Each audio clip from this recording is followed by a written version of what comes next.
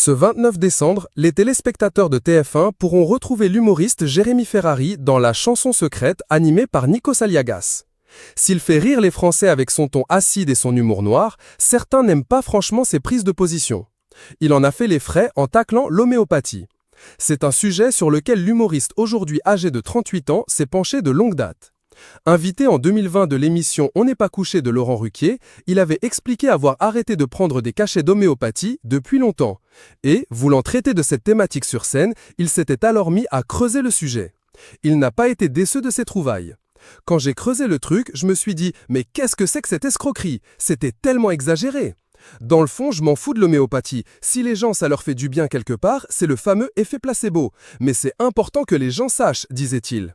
Jérémy Ferrari regrettait surtout que ce soit alors encore remboursé par la sécurité sociale, mettant en avant que cet argent aurait pu servir à embaucher 2000 infirmières.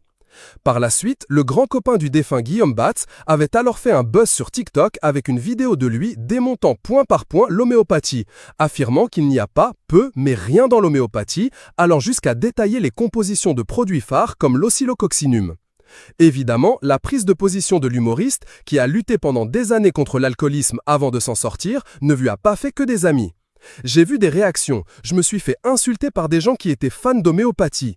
J'ai eu plus de problèmes en traitant de l'homéopathie que de la religion.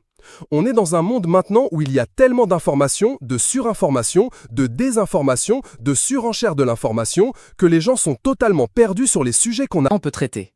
Les gens ne savent plus vraiment qui croire, a confié Jérémy Ferrari dans Quotidien le 18 décembre dernier.